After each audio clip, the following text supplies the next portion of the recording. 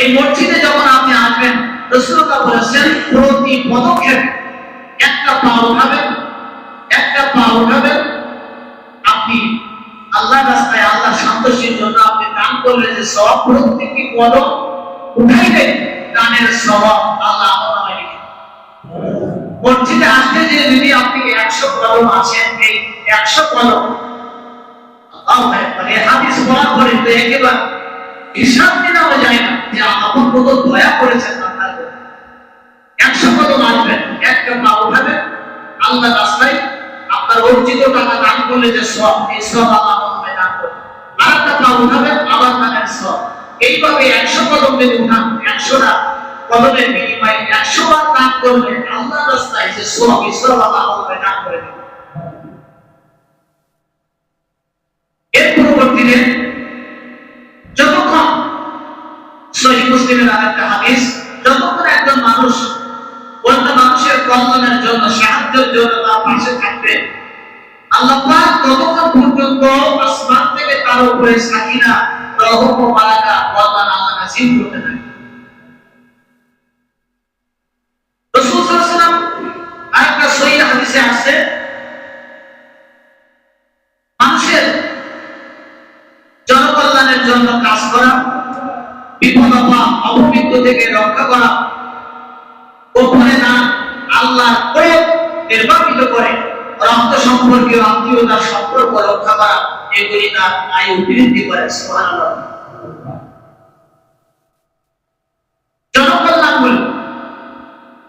জনকল্যাণমূলক সামাজিক মানবতার কল্যাণের জন্য আপনি যত কাজ করবেন, এই কাজগুলি যদি আপনি করতে পারেন, অপমৃত্যু থেকে মানুষকে রক্ষা করলেন। এর পরবর্তীতে আপনি গোপনে দান করলেন, এই কাজগুলি করলে কি হবে? আল্লাহর পরও নিভিয়ে দিবে। আল্লাহ যদি আপনার প্রতি রেগে যান, তাহলে এটা নিভিয়ে যাবে, নিভিয়ে দিবেন আল্লাহ পাক। এবং আল্লাহ পাক আপনাকে কি করবেন? আপনার হায়াত বৃদ্ধি করে দিবেন। পৃথিবীতে শুধু একটা ইবাদতের কারণে হায়াত বৃদ্ধি হয়, সেটা কি জানেন? সেটা হচ্ছে আত্মীয়তার সম্পর্ক এবার ছিন্ন করতে বেশি জীবনের, তাই তো নাকি? ও ভাগিনা তারা যদি সম্পদের ভাগ নেয়, আগে থেকে কিন্তু তাদেরকে এমন একটা ভাবসা বা এমন ভাবে করবেন, যারা আসতেই না পারে, বাড়িতে ঢুকতেই না পারে, সমাজকে ভাগ চাইতে নাও। এইরকম যদি করেন, আল্লাহ তো একেবারে ডবল হায়াত দিয়ে দেবেন, ডাইরেক্ট জানাই দিয়ে দেবেন নাকি? সুতরাং এইটা তো কেউ করবেন না, আপনাদেরকে পরাজয় করে বলবেন, বোনের পাওনা মিটিয়ে দেন, আপনাদের পাওনা মিটিয়ে দেন, ভাইয়ের পাওনা মিটিয়ে দেন, প্রতিবেশীর পাওনা মিটিয়ে দেন। আপনার আমার দ্বারা এই জন্য কোন ব্যক্তি যেন তিনি তার ন্যায্য অধিকার থেকে, হক থেকে, পাওনা থেকে যেন বঞ্চিত না হয়ে যায়। তাহলে আল্লাহ পাক আপনার হায়াত বাড়িয়ে দিবেন, কত বাড়িয়ে দিবেন। নবীজি বলেছিলেন আল্লাহ আপনাকে ঈশ্বর হায়াত বাড়িয়ে দিবেন। সুবহানাল্লাহ। এখন চিন্তা হলো আপনাদের যদি বেশি দিন বাঁচতে চান, তাহলে কাম করে করেন, আর যদি বলেন না তাহলে করে যাও, তাহলে এগুলি করার দরকার নেই, সিদ্ধান্ত আপনাদের। এর পরবর্তীতে যে ব্যক্তি এটি পড়াতেন, রক্ষণাবেক্ষণ বা লালন পালন করে, আল্লাহ রাসূল বলেছেন সে আমার সাথে পাশাপাশি জান্নাতে থাকবে। একথা বলে রাসূল মধ্যমা ও তর্জনীর আঙ্গুল পাশাপাশি রেখে তিনি দেখিয়েছেন, হাদিসটা সহিহ বুখারী। এভাবে রাসূল আঙ্গুল তিনি ফাঁকা করে দেখালেন, একটা আঙ্গুলের পাশে আরেকটা আঙ্গুলের যতটা সম্পর্ক নিকটে। আমি আল্লাহ রাসূলের সঙ্গে একই জান্নাতে আমার পাশে অবস্থান করলে ওই ব্যক্তি যে দুনিয়াকে এতিমের দেখাশোনা করেছে, যে ব্যক্তি এতিমের দেখাশোনা করেছে, আপনার অধীনস্থ কোনো মানব যদি থাকে, তাদের প্রাপ্য ন্যায্য অধিকার, তাদের যা কিছু আছে এটাও বুঝে দিতে হবে।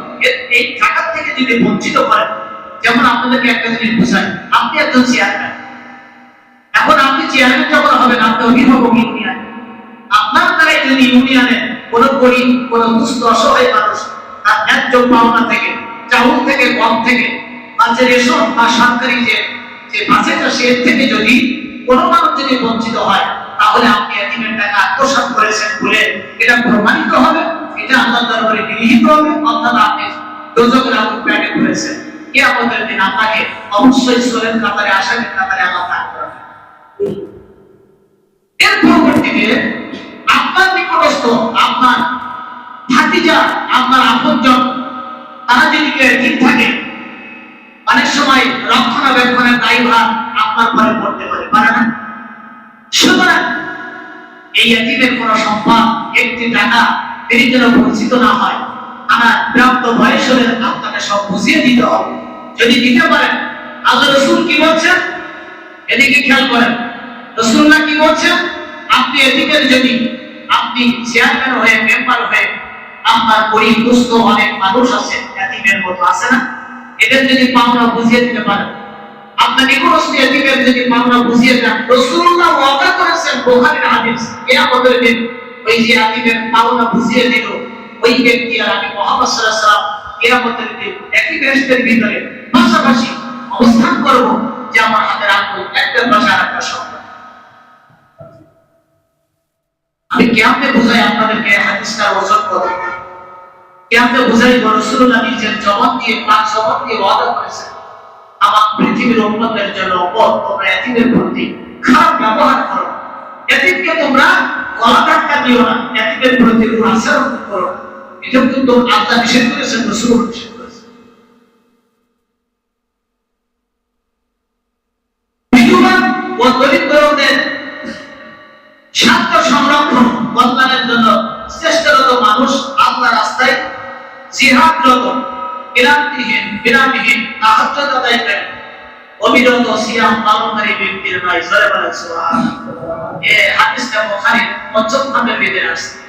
যেই ব্যক্তি একজন বিধবা, মানে বিধবা নারী আছে না সমাজে, স্বামী নাই, গরিব মানুষ, সন্তান আছে কয়েকটা, ঠিক মতো খাবারের জোগাড় করতে পারছে না, আপনার যদি জানা থাকে, চোখে পড়ে ওই বিধবা মহিলা, স্বামী নাই, তার ইনকাম সোর্স নাই, ইনকাম করার লোক নাই, আপনি খোঁজ খবর নিয়ে আরে আপনি কিছু খাদ্য, কিছু তার সন্তানদের জন্য কিছু খাদ্যের ব্যবস্থা করলেন, তাদের চিকিৎসা, তাদেরকে কিছু বস্ত্রের ব্যবস্থা করলেন।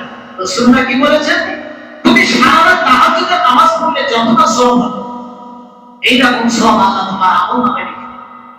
রাসূলুল্লাহ কি করেছেন, বিরামহীন ভাবে তুমি জিহাদ করো, জিহাদের সময় দিলে যতটা সওয়াব, এইরকম সওয়াব আল্লাহ তোমার আমলনামায় আল্লাহ লিখে দিবেন।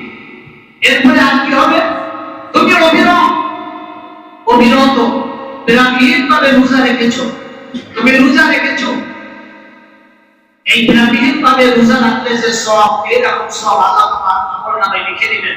তুমি যদি কোনো বিধবা, তুমি যদি কোনো দরিদ্র, এইরকম মানুষদের যদি তুমি উপকার করো, তাদের যদি তুমি খোঁজ খবর নাও, তাহলে সারা রাত তাহাজ্জুদের চেয়ে, সারা বছর রোজা রাখার চেয়ে, আপনি সারাদিন 24 ঘন্টা নফল নামাজের চেয়ে, 24 ঘন্টা জিহাদের চেয়ে আল্লাহ আপনার আমলের সওয়াব দেন।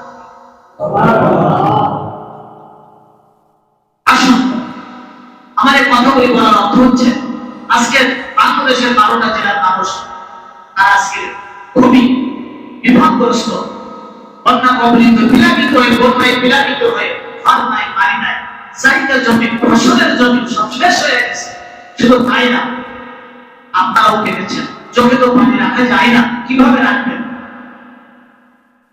অনেক বড় বড় গরু, এক একটা গরুর দাম 5 লক্ষ টাকা, 6 লক্ষ টাকা, এইরকম গরু, হাজার হাজার গরু বন্যার পানিতে ভেসে তারা মারা গেছে। অনেকে আছে বিভিন্ন আপনার এর থেকে টাকা পয়সা নিয়ে আহ্বান করে তারা গরু ভাগ করেছে, আসলে এরকম তাদের সমস্ত গরিবগুলি শেষ হয়ে গেছে।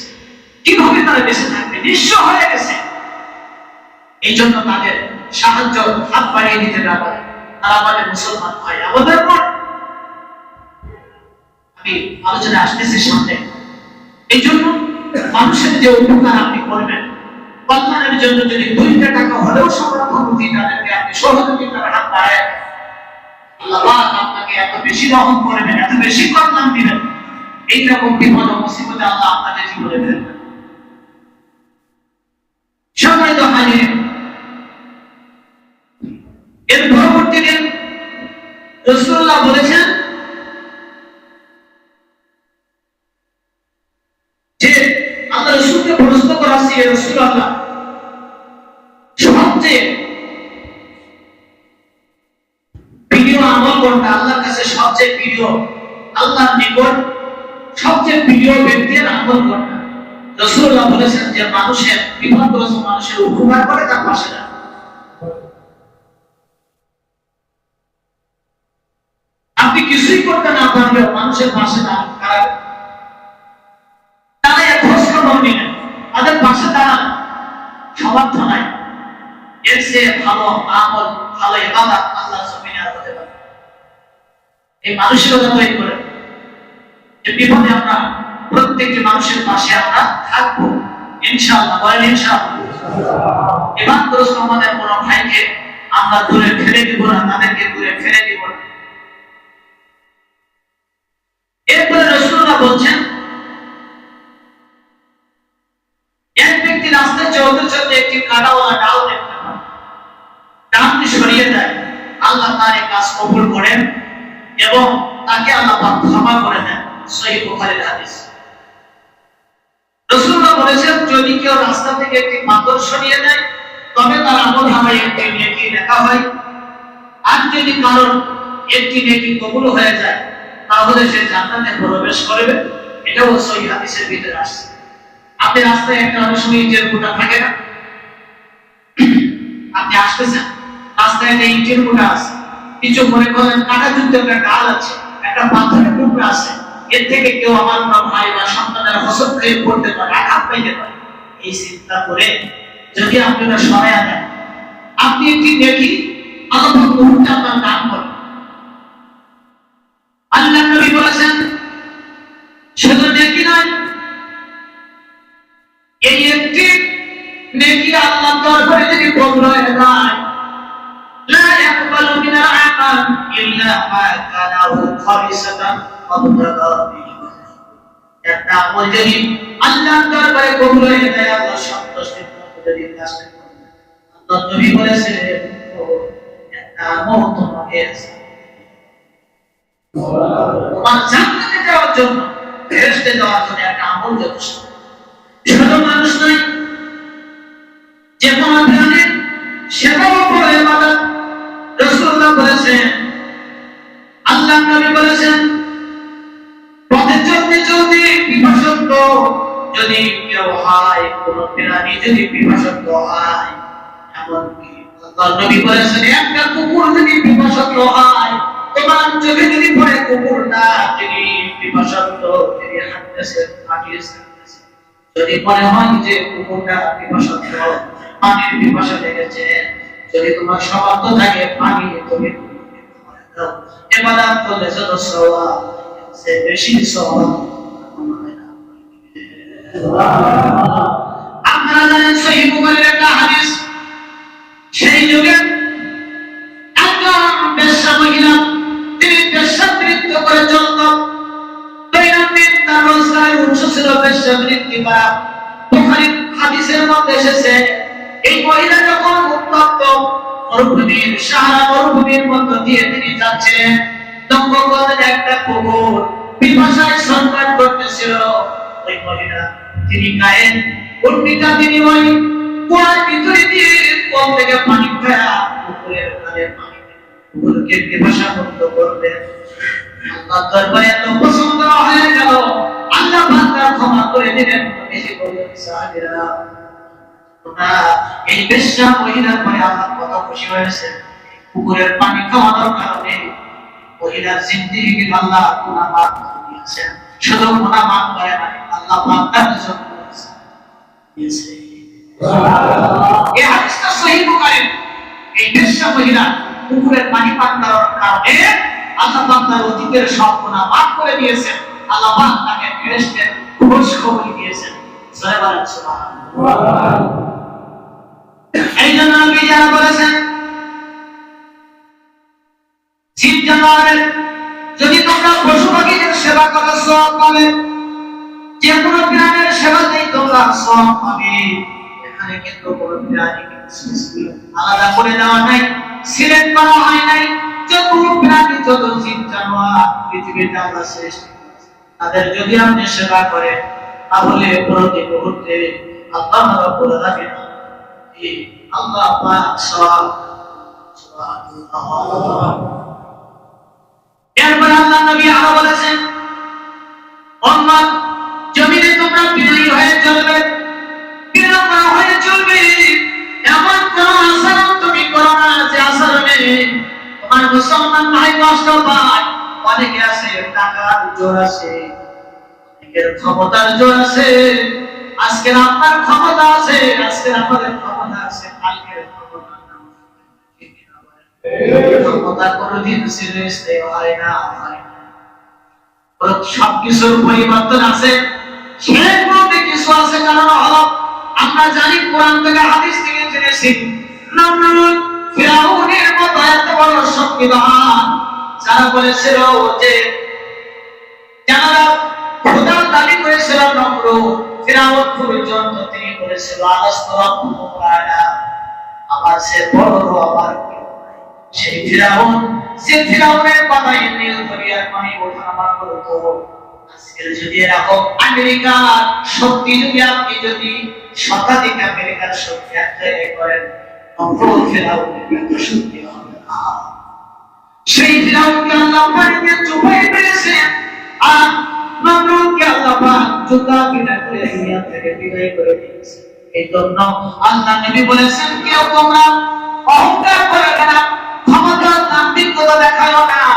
আজকে অর্থ আছে, শক্তি আছে, প্রাচুর্য আছে, এই জন্য কোনো গর্ব অহংকার তোমার মতো জায়গা না পায়। যে তোমরা বিনয়ী হয়ে ক্ষমতা যখন পাবে, তোমার অর্থ আছে, তুমি কোটিপতি হয়েছো, শিল্পপতি হয়েছো, নবীজি বলেছেন এই অর্থ, কোটিপতি, শিল্পপতি যদি তুমি স্থায়িত্ব করতে চাও, এটা যদি ধরে রাখতে চাও, ওই তুমি বিনয়ী হয়ে যাও, নামাজ পড়ো, নামাজ পড়ে তুমি আল্লাহর শুকরিয়া করো। ক্ষমতা যদি তুমি স্থায়িত্ব করতে চাও, ক্ষমতা যদি ধরে রাখতে চাও, তাহলে তুমি বিনয়ী হয়ে দাও, বিনম্র হয়ে দাও। প্রত্যেকটি মানুষের সঙ্গে ভালো আচরণ করবে, আর প্রতিটা মুহূর্তে তুমি ইবাদত করো, তাহাজ্জুদের নামাজ পড়ো। আল্লাহ, তুমি যে আমারে ক্ষমতা দিয়েছো, জনগণের সেবক বানিয়ে দিয়েছো, এই ক্ষমতা তো ক্ষমতা না, আসলে আমাকে জনগণ তুমি পাহারাদার বানিয়ে দিয়েছো। এই ক্ষমতা হলো সেই ক্ষমতা না, এই ক্ষমতা হলো জনগণের সেবক।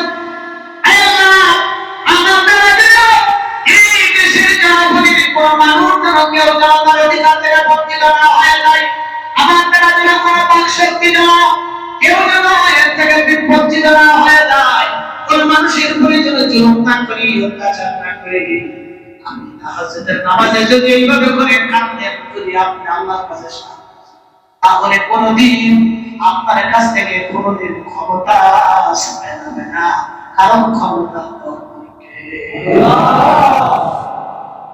এই জন্য আমাদেরকে মনে রাখতে হবে, নবী বলেছেন, যদি তুমি বিনয়ী বিনম্র হয়ে ক্ষমতা পাওয়ার পরে মানুষের সঙ্গে ভালো আচরণ করো, বিনয়ী বিনম্র হয়ে আচরণ করো, রক্ত সম্পর্কে আত্মীয় স্বজনদের সঙ্গে সম্পর্ক করো, মানুষের যদি তুমি জনগণের, মানুষের যদি তুমি যদি তাদের অধিকার যদি তুমি বুঝিয়ে দিতে পারো, আল্লাহ নবী বলেছেন ক্ষমতা তো স্থায়ী হবে হবে। আল্লাহ পাক তোমার বরকত দিয়ে, ফুল দিয়ে, ফল দিয়ে সব ভরে দিবে, আর তোমার হায়াত আল্লাহ বাড়ায়া দিবে। এই জন্য কিয়ামতের দিন আপনার আমলনামায় সবচেয়ে ভারী হবে কি জানেন? রাসূলুল্লাহ বলেছেন, মানুষের ভালো আচরণ, ভালো ব্যবহার, উত্তম ব্যবহার, উত্তম আচরণ কিয়ামতের দিন মিজানের পাল্লায় সবচেয়ে বেশি ভারী হয়। কিন্তু সেটার বড় অভাব, কারণ আমাদের যে কথা যা আমরা করি, আসলে এটা কবুল হবে গ্যারান্টি আছে? আমি যদি বলি এখন তাশাহুদটা, এরপরে আপনার দোয়ায়ে কুনুতটা, আপনার ইহাতুম যেটা সূরা ফাতিহাটা, আমরা কি সবাই সহি শুদ্ধ করে পড়তে শিখেছি? সবাই কি পড়তে পারি? মন খারাপ হয়ে যাচ্ছে যদি আমি ধরে ফেলি, কারণ এই ভয় করা লাগবে না, এটা বলতেছি। সুতরাং আমরা নাদা অঙ্গ আল্লাহর কাছে আমরা সাহায্য চাইবো, পানাহার চাইবো, ভালো কিছু শেখার চেষ্টা করবো। আল্লাহ পাক যেন আমাদেরকে তৌফিক দান করেন। আমরা সকলে বলি আমিন, সকলে বলি আমিন। বন্ধুরা আমার, এই জন্য হাদিসের ভিতরে এসেছে সুন্দর আচরণের বিশ্বনবী হাদিসের ভিতরে দিকের প্রতি 6টা বৈশিষ্ট্যের প্রতি হাদিসে বিশেষভাবে নির্দেশ দেওয়া হয়েছে।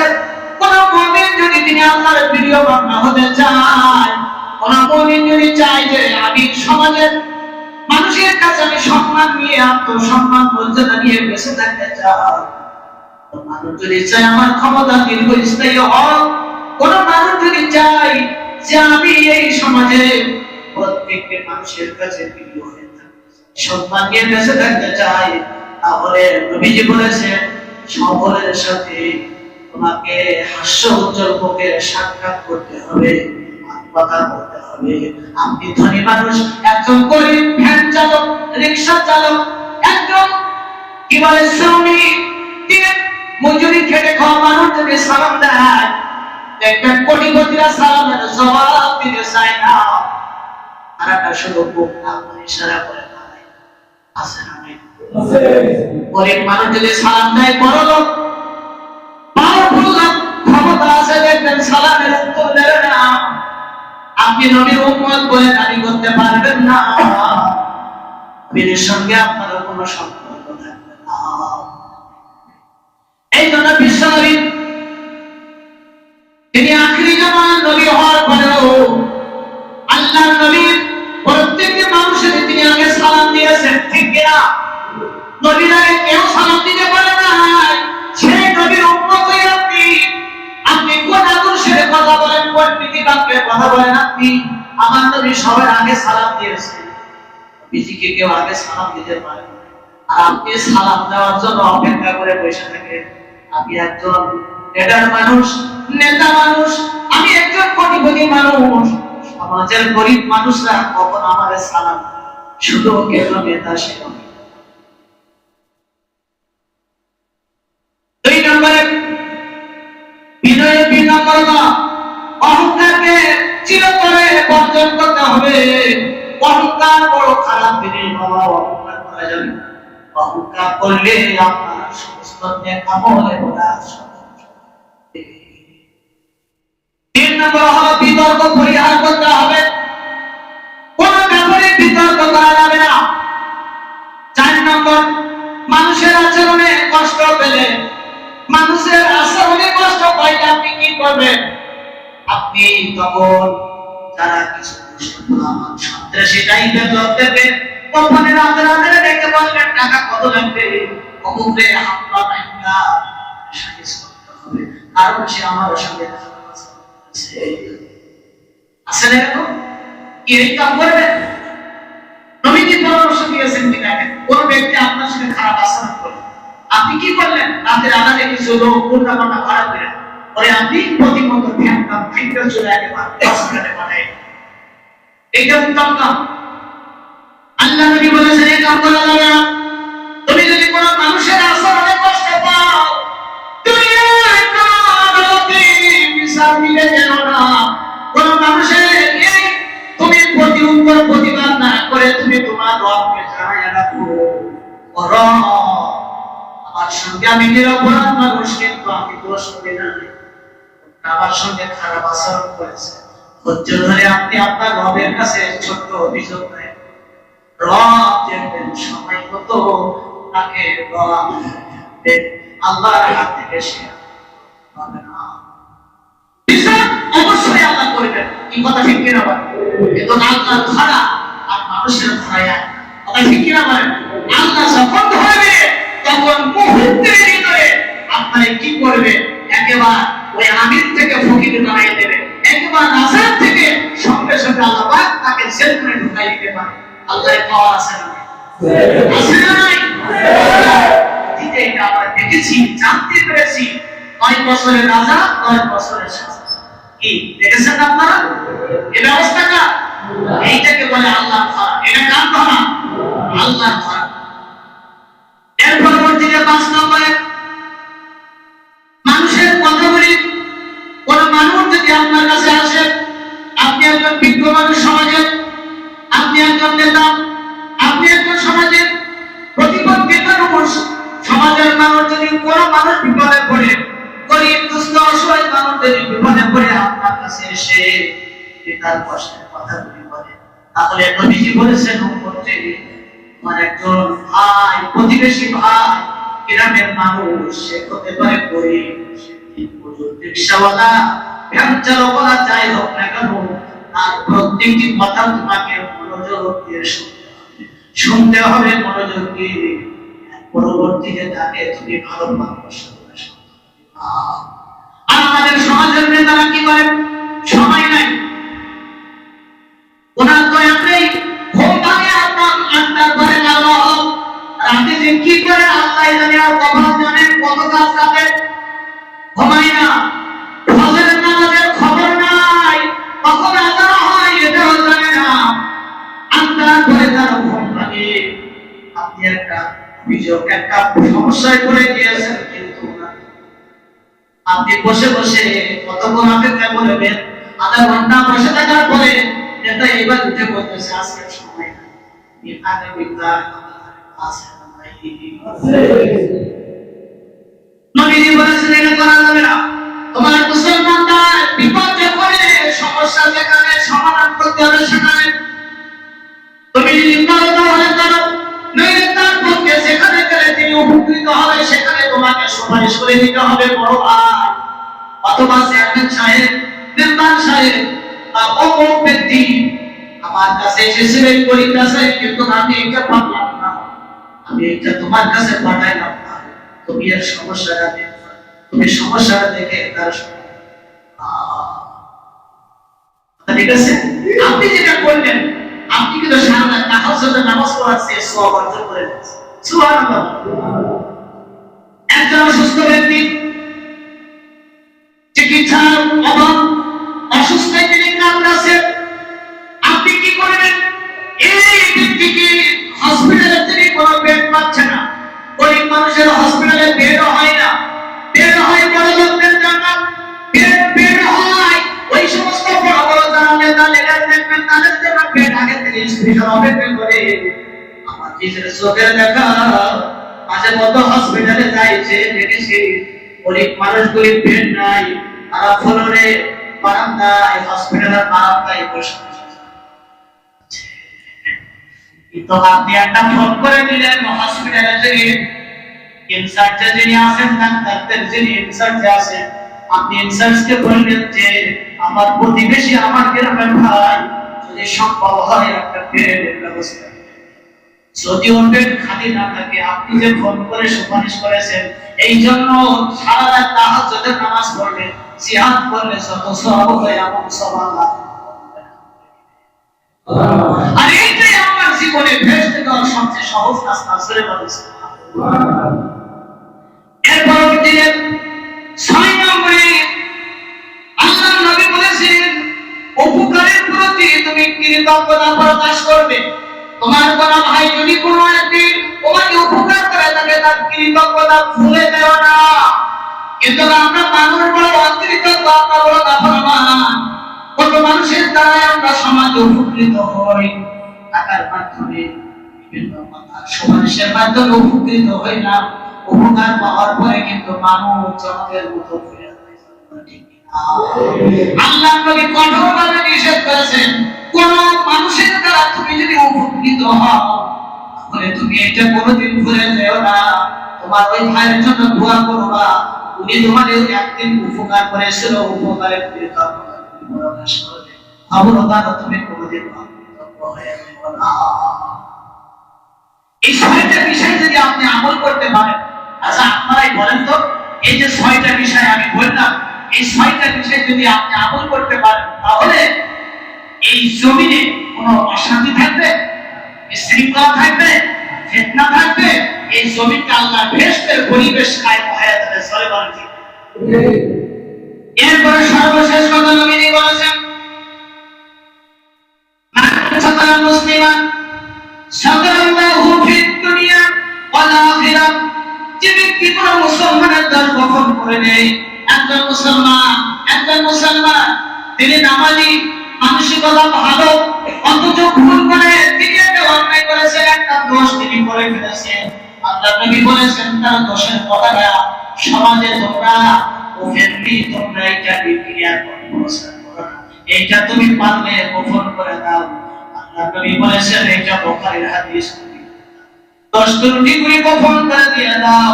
আল্লাহ নবী বলেছে দশটি গোপন করলে জীবন, একটা কন্যাকে কবর থেকে উঠিয়ে জীবন দান করলে যতবার সওয়াব হইত পুত্রী আল্লাহ রাব্বুল আলামিন তোমার আমল সওয়াব দান করে দিবেন।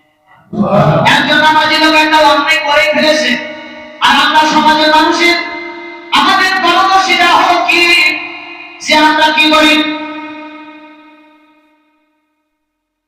আমরা কি করি বিভিন্ন দোকানে বিভিন্ন স্টোরে বসে বিভিন্ন জায়গায় মানুষের বিরুদ্ধে কি বড় একটা ঝড় উঠায়, অমুক এই করছে, অমুক সেই করছে, অমুক ওই করছে, আছে না নেই? তিনি যে আমল করছে কিনা তার কোনো ভিত্তি আপনার কাছে নাই। এই ধরনের স্পষ্ট ভাবে এভিডেন্স আপনার নাই। মানুষের মুখে লোকের কথা শুনে, লোকের মুখের কথা শুনে আপনি আপনার মুসলমান হয়ে দোষটি করে আপনি এইভাবে বলে যে পর্যালোচনা করলেন, এতে আপনার দুইটা কবিরা গুনাহ হবে। ওই ব্যক্তি ওই অন্যায় যদি না করে থাকে তাহলে আপনি মিথ্যা তহমত দিলেন আপনার মুসলমান ভাইয়ের এই জন্য একটা কবিরা গুনাহ। আর যদি দোষ করেও থাকে গীবত করলেন, এইটার জন্য আরেকটা কবিরা গুনাহ। মুসলমানের কোন দোষ ত্রুটি গীবত যদি আলোচনা করেন তাহলে আপনার দুইটা কবিরা গুনাহ হবে। কয়টা কবিরা গুনাহ? কথা বলেন, খুব স্পষ্ট করে জানবেন। ওই ব্যক্তি যদি ওই দোষ না করে থাকে তাহলে আপনি কি করলেন? মিথ্যা তহমত দিলেন, কবিরা গুনাহ করলেন। দোষ করলেও তার অনুপস্থিতিতে আপনি গীবত বর্ণনা না করলেন, এই গীবতটা হচ্ছে, এটা হচ্ছে জিনার যে মারাত্মক অপরাধ, এটা আরেকটা কবিরা গুনাহ করলেন। তাহলে সে কবিরা গুনাহ কইরা তওবা না করে যদি মরে যান, জীবনের সব ইবাদত শেষ, আপনার জায়গা ঠিকানা হলো জাহান্নাম। ছেড়ে বলে ঠিক। আরেকটা কথা আপনাদেরকে স্পষ্ট করে দেই, একজন ব্যক্তির বিরুদ্ধে আপনি একটা কথা বললেন, তহমত দিলেন, একটা অন্যায়ের কথা বললেন। এই অন্যায়ের কথা ওই ব্যক্তি যদি ওই অন্যায় ওই দোষ না করে, গুনাহ কাজ না করে, তাহলে এই গুনাহ যত আপনার দায়িত্ব আপনার কাঁধে চাপবে, অর্থাৎ ওই পরিমাণ গুনাহ, ওই পরিমাণ দোষ আল্লাহ আপনার আপন নামে মুহূর্তের ভিতরে ঢুকাইয়া দেবে। কি মারাত্মক কথা, বুঝতে পেরেছেন? এই জন্য সর্বোপরি আমি আপনাদেরকে অনুরোধ করব, আজকের যে খুতবা অত্যন্ত গুরুত্বপূর্ণ আলোচনা, আমরা এই আলোচনাগুলি হৃদয়ের মধ্যে করতে ইনশাআল্লাহ রাজি আছি না? সর্বোপরি যে আজকের ফেনীর অবস্থা এখন তো ভালো দিকে গিয়েছে, এটা আপনারা মিডিয়ার মাধ্যমে জানতে পেরেছেন, তথ্য প্রযুক্তির মাধ্যমে মিডিয়ার মাধ্যমে আমরা জানতে পেরেছি। এরপরে নোয়াখালীর অবস্থা এখনো ভয়াবহ আছে, সিলেটের কিছু অংশ এখনো ভয়াবহতার মধ্যে আছে। এরপরে বাংলাদেশের অনেক প্রায় 12টা জেলার মানুষ তারা পানিবন্দী হয়ে আজকের মানবেতর জীবনযাপন করছে। তাদের ঘর নাই, বাড়ি নাই, ফসলের জমি নাই। তাদের এই সমস্ত গরু, গবাদি পশু, হাজার হাজার মুরগি, যারা ওই যে পোল্ট্রির ফার্ম বা বিভিন্ন মুরগির ফার্ম করেছে, এইগুলো সব পরে শেষ হয়ে গিয়েছে। বড় বড় গরুগুলি এরকম শত শত গরু করে বন্যার পানিতে তারা ভেসে যাচ্ছে। আবার আজকে অনেকক্ষণ কেটেছে, আজকের সকালে আমরা দেখলাম যে আপনার মুরব্বী মানুষ, আপনার ওই আয়াতের কোরআনের আয়াতের তাফসীর কাছে করতে পারলাম না, শেষ করে দিচ্ছি। পানি যখন হঠাৎ করে তাদের চারিদিক থেকে তখন পানি অ্যাটাক করে ফেলেছে। ইতিপূর্বে আমরা জানি এই যে পানি অ্যাটাক করেছে, কোরআন বলে মানুষ তারা স্থানান্তর হতে পারে নাই। যদি আগে থেকে জানতে পারতো তাহলে এখন তো আপনার যোগাযোগ ব্যবস্থা অনেক উন্নত, এই মানুষগুলি তারা স্থানান্তর হয়ে অন্য জায়গায় বাঁচতে পারত, তাদের গরু ছাগলগুলি, হাঁস মুরগিগুলি বাঁচাইতে পারত। কিন্তু হঠাৎ করে আপনার পানিতে সব ভর্তি করেছে, আর এই পানিগুলি আসছে সব আপনার হঠাৎ করে বিস্তার লাভ করে দিয়েছে। তারা আন্তর্জাতিক আদালতে তাদের বিরুদ্ধে মামলা হওয়া দরকার আমি মনে করি। তার কারণ হলো এইটা যদি তাদের খুলে দিতে হয় তাহলে অন্তত বাংলাদেশের বর্তমান যারা সরকারে আছে তাদেরকে আগের থেকে একটা নোটিশ দেওয়া দরকার ছিল, আগের থেকে একটা বার্তা দিতে হবে যে আমার দেশের অসুবিধা, এই যে বাঁধ খুলে দেওয়া লাগবে, তাহলে আমাদের বাঁচবে না। অসুবিধা নাই যদি এইটা আমাদের সরকারকে জানাইতো, তাহলে অন্তত ওই এলাকার মানুষগুলি সরকারিভাবে সেনাবাহিনীর মাধ্যমে, প্রশাসনের মাধ্যমে গাড়ি দিয়া মানুষগুলি মাস্ত ছোট্ট মাছের বাচ্চাগুলি বাবা মার মুখ থেকে স্রোতে শিখে তাদের বিরুদ্ধে নামে দেখতে হতো না। কত বাবার করে সন্তানগুলি মরে গেছে, সন্তানদেরকে বাবা ধরে গেছে, দুই কাঁধে দুই মাসুম বাচ্চা স্রোতে এমন এমন স্রোতের ঝাঁকুনি দিয়ে সন্তান দুইটাকে ছিটকে দিয়ে গেছে। বাবা ছটফট করতে বাবাও মারা গেছে, সন্তান মারা গেছে। আপন জনেরা কেমনে সহ্য করবে? এইভাবে করে শত শত মানুষ তারা মারা গিয়েছে। এরপরে ফাইনাল বাদ খুলে দিয়েছে, তেস্তার বাদ খুলে দিয়ে আমাদেরকে তারা কেন এভাবে পানিতে মারতে চায়? আমাদেরকে পানিতে মারতে চায়। আমাদের আল্লাহর কাছে আমরা আজকের এই অভিযোগ দায়ের করলাম, রব্বুল আলামিন যারা এইভাবে করে ষড়যন্ত্র করে আমাদের দেশে পানি ঢুকায়া আমাদের সন্তানগুলিকে মারলো, আমাদের গবাদি পশু মারলো, আমাদের ফসলের জমি ধ্বংস করলো, আল্লাহ তোমার আদালতে তাদের বিরুদ্ধে বিচার দিলাম। আল্লাহ তুমি তাদেরকে পাকড়াও করো, আল্লাহ তুমি উত্তম ফয়সালা করি, তুমি তাদেরকে সরকার করেন। আমিন।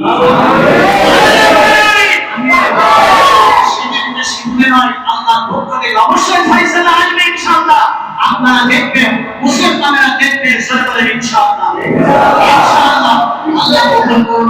সর্বোপরি আমি আপনাদের কাছে জোর করে দাবি করব, আমরা সবাই মুসলমান, আমরা একে অপরের ভাই হয়ে আমরা বসবাস করব সমাজে। আমরা শান্তি সম্প্রীতি বন্ধুত্ব বজায় রেখে যেন আমরা চলতে পারি। একজন বিপদে পড়েছে, দূর থেকে যেন আমি হারবো না, বরং আমি তার কষ্টে এটাকে আমি শেয়ার করে তার পাশে দাঁড়াবো। আল্লাহ যেন আমাদের এই মানসিকতা দান করেন বলে আমিন। সর্বোপরি নামাজের সালাত ফেরানোর পরে আপনাদের কাছে মসজিদে যেভাবে আপনারা মসজিদে কোটা যায়, মসজিদে যেভাবে টাকা দেন এটা দিবেন। আর বন্যার্তদের যারা সাহায্য করতে চান তারা অবশ্যই একটা চিঠি আসছে, বন্যার্তদের যারা সাহায্য করবেন, বন্যার্তের জন্য সাহায্যের জন্য আলাদা আপনারা আপনাদের কাছে চলে যাবেন, আমার যুবক ভাইরা যাবেন, তাদের কাছে আপনারা দিয়ে দিবেন। এখানে আপনাদেরকে একটা চিঠি এসেছে, এটা কোথা থেকে এসেছে তো?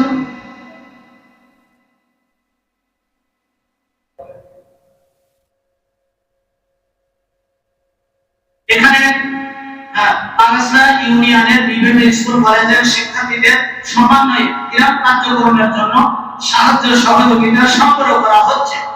সুতরাং এই ফান্ডের তারা ফান্ড গ্রহণ করেছে আমাদের সন্তানেরা, শিক্ষার্থীরা, তাদের জন্য আমরা কলিজার থেকে দোয়া করি, আল্লাহ তাদেরকে উত্তম জাযা দান করুন আমরা বলি আমিন। বিপদগ্রস্ত বন্যার্ত মানুষের জন্য তারা যে আজকে এই যে ফান্ড তারা তৈরি করেছে, আজকের সমন্বয় করে ক্রীড়া কার্যক্রমের জন্য তারা যে আজকের যে টাকা তারা করতেছেন, কালেকশন করতেছেন সহযোগিতা করার জন্য আমাদের কলিজার টুকরা সন্তান শিক্ষার্থীদের জন্য আমরা কলিজার থেকে দোয়া করি, আল্লাহ পাক তাদেরকে বিনিময়ে উত্তম জাযা দান করুন আমরা সকলে বলি আমিন। আর বন্যার্ত সকল মানুষের যে ক্ষতি এটা আমাদের দ্বারা সম্ভব না পূরণ করা, আল্লাহ পাক তাদের জন্য উত্তম বিনিময় দিয়ে তাদের সম্পূর্ণতা দিয়ে দেন আমরা বলি আমিন। এই জন্য যারা ইন্তেকাল করেছেন আল্লাহ পাক তাদের সকলকে শাহাদাতের মর্যাদা নসিব করুন আমরা বলি আমিন। যারা অসুস্থ আছেন আল্লাহ পরিপূর্ণ শিফায়ে কামিলা আজরা দান করুন আমরা বলি আমিন। আল্লাহ আমাদের এই দেশের উপর রহমত করুন, আল্লাহ আমাদেরকে হেফাজত করুন আমিন। আসসালামু আলাইকুম ওয়া রাহমাতুল্লাহ।